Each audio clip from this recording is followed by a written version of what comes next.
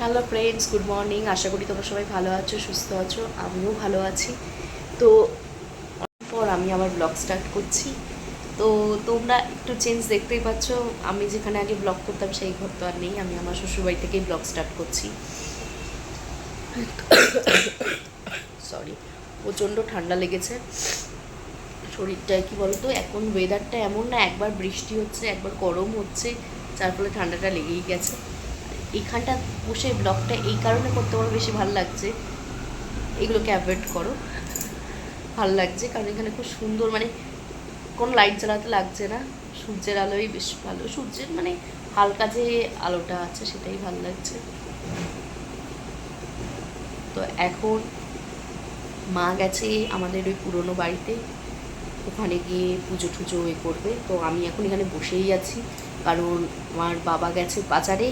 তো বাজার থেকে আসলে কি হবে না হবে আমাদের, তখন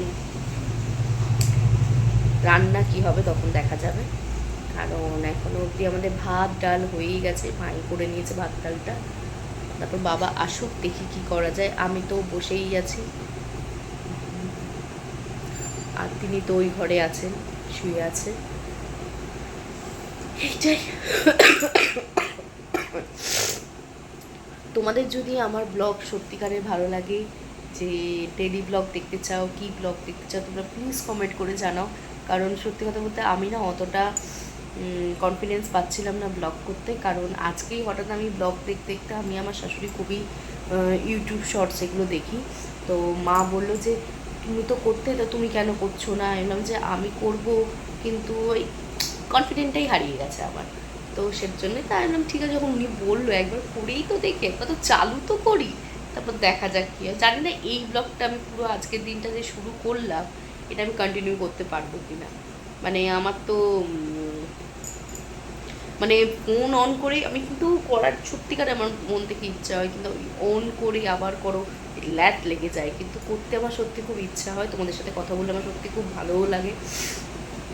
তো ঠিক আছে, দেখা যাক কত দূর কী করতে পারি। তো চলো দেখতে থাকো ব্লগটা, স্ক্রিপ্ট করবে না, আর খুব তাড়াতাড়ি পোস্ট করে দেবো ব্লগটা। এখন প্রায় 10টা, মানে 10:15 বেজে গেছে। তো এখনও বাবা আসেনি। আমার এখন যেন কোন গানটা মনে পড়ছে, যেটা গান আছে, তোমার দেখা নাই রে তোমার দেখা নাই, ওই গানটাই আমার বাবার জন্য মনে পড়ছে। বাবা তোমার দেখা নাই রে তোমার দেখা নাই। তো ঠিক আছে, বাবার সবেমাত্র সকালবেলা ডিউটি থেকে এলো। কালকে নাইট ডিউটি ছিল, আমার তো শ্বশুরমশাই পুলিশ, তো ওর জন্যই তিনি এলেন। তো ঠিক আছে, একটুখানি বাবা একটু বাজার করতে ভালোবাসে। তো বাবা আসুক, এলে আজ বাবা তো আজ হয়তো আজ ডিউটি নেইও, রেস্টই নেওয়া ভালো। কারণ মানুষটা তো সেই তোকে রাত্রিবেলা নাইট ডিউটি হলে যেটা হয় না, তো তাও তো আমরা শুয়েছি, বাবা তাও শোয়ও নি ঠিক করে, নাইট ডিউটি করে এসে আবার সেই বাজারে চলে গেছে। তো ঠিক আছে, আসুক, আসলে দেখা যাক কী করি। এখন বসে আছি, আমার ছোট্ট ঠাকুর ঘর এটা আমার। তো ইচ্ছা আছে পরবর্তীকালে অনেক কিছুই করব। রেডিমেড বাবা চলে এসেছে বাজার থেকে। তো বাজার থেকে নিয়ে এসে কাটোয়া ডাঁটা। তো আজকে কাটোয়া ডাঁটা চচ্চড়ি হবে। আর মাছ এনেছে, তো কী মাছ না আমি ঠিক জানি না, কাতলাই হবে মনে হয়, রুই নয় কাতলা কোনো একটা এনেছে। না না, রুই না, কাতলাই এনেছে। কাতলা মাছ এনেছে। আমি আসলে তো মাছটা চিনতে পারি না, কিন্তু সব মাছই খাই। তো কাতলা মাছ এনেছে, এখন কাতলা মাছে দই কাতলা করা হবে। তো এটা আমি করব। তো মা দই আনতে গেল, নিয়ে আসুক, তারপর শুরু করবো রান্না। এটা হচ্ছে কাটোয়া ডাঁটার যে শাকটাকে সেদ্ধ করা হচ্ছে, ওইটা দিয়ে মা বলল বাবার জন্য শাক ভাজা করবে। যে মাছ আমি নুন হলুদ দিয়ে রেখেছি, তো এটা হয়ে গেলে আমি মাছটা করা শুরু করব। মাছটা যখন করব, রেসিপিটা তোমাদের সাথে শেয়ার করতে পারি কিনা, আমি যেরকমভাবে করি সেরকমই তোমাদের সাথে শেয়ার করব। যদি পারি তো অবশ্যই শেয়ার করব, নাহলে কোনো এক সময় বা কোনো একদিন শেয়ার করে দেবো। তো ঠিক আছে, চলো দেখতে থাকো। এখন পুরো অন্ধকার হয়ে এসে মেঘ, তাই আমাকে রান্নাঘরে লাইট জ্বালাতেই রয়েছে। এখন বাইরের অবস্থাটা দেখি।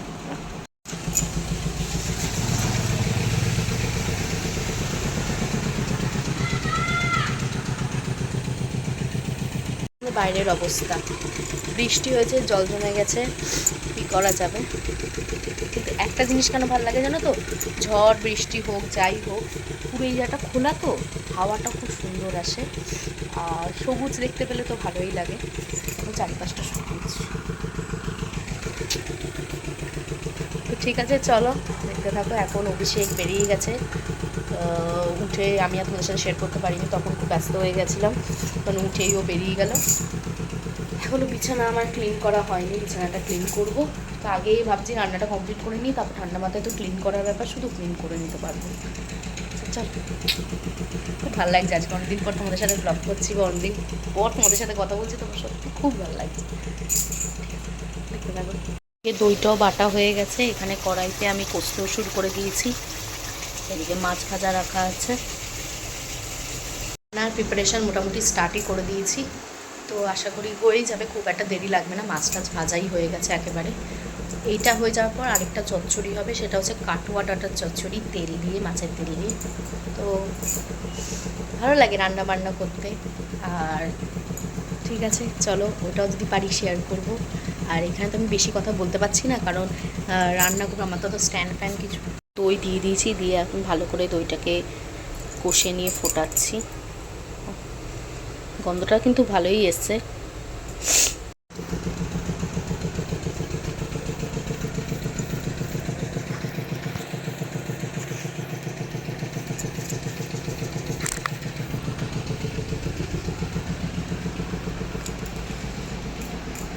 গরমটা প্রচুর গরম, প্রচুর গরম। এই প্রথমে মেঘ করলো, কিন্তু বৃষ্টি হলো না। তো যাই বাবু, বৃষ্টি না হলে একদিকে বাঁচা, এখানে বড্ড জল জমে। আর ঠিক আছে, একটু হাওয়া দে, হাওয়াও নেই, মানে ঘেমে যাবো গরমে এবারে আমরা। ঠিক আছে, চলো, আজকে আবার বৃহস্পতিবার, আজকে অনেক কাজও আছে, কারণ আমাদের আবার মানে বৃহস্পতিবার তো সবারই ঘরে পুজোর, লক্ষ্মী পুজোর ব্যাপার তো আছেই, তো এই পুজোও দিতে হবে। তো তাড়াতাড়ি এখন রান্নাটা হয়ে গেলে স্নান করে নিয়ে পুজো দিয়ে দেবো ঠাকুরকে। তো আমার এই ছোট্ট মন্দিরে আমি যেরকম পারি সেরকমভাবেই ঠাকুরকে সেবা করব। অনেকেই দেখেছি অনেক জায়গায় বড় বড় মানে ঠাকুর ঘর আছে, আছে, তা এখন তো নেই।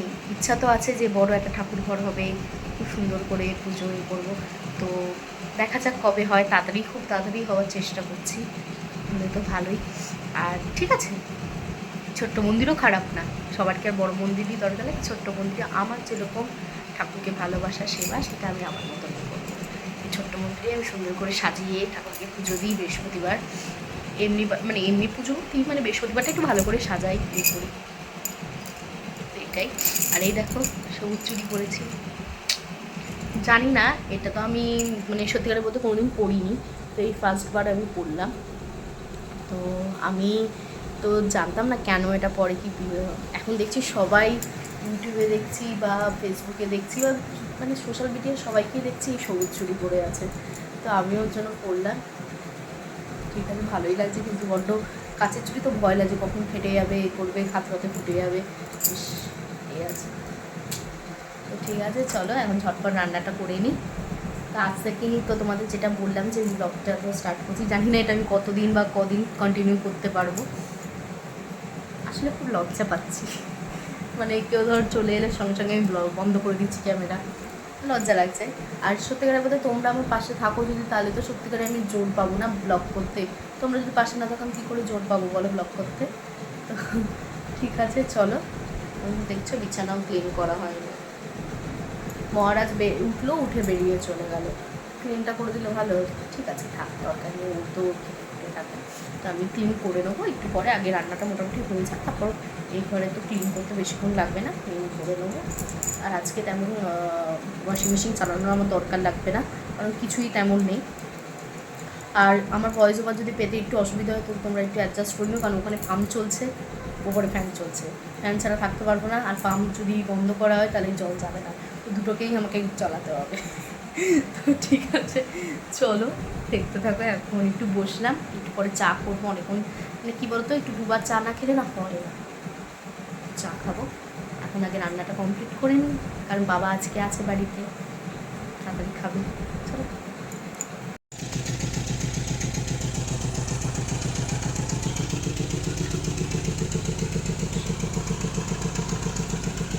অবস্থা দেখেছো, মেঘ মেঘের অবস্থা দেখো।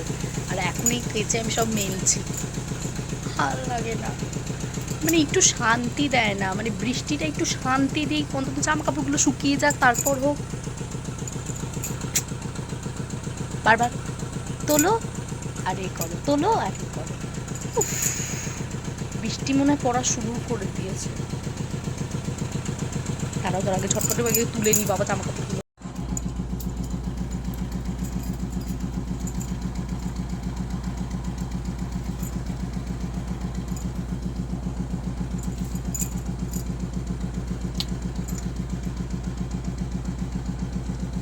বৃষ্টির কোনো শেষ নেই, বৃষ্টি।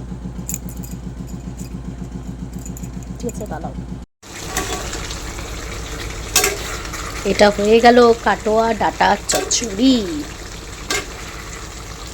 মাছের তেল দিয়ে। চুলটাকে ঝটপট ঢেলে দিই। তারপর আমি আর ব্লগ করিনি, কারণ সন্ধেবেলা মানে বিকেলবেলা আমাদের একটা ইনভিটেশন ছিল, তো আমি আর অভিষেক বেরিয়ে গেছিলাম আমার এক দাদার বাড়িতে। তো সেখানে গিয়ে আমি আর ব্লগ কন্টিনিউ করতে পারিনি। তো আজকের মতো এখানেই ব্লগটাকে আমি শেষ করলাম। আশা করি তোমাদের ব্লগটা ভালো লাগবে, আর ভালো লাগলে প্লিজ চ্যানেলটাকে সাবস্ক্রাইব করে দিও।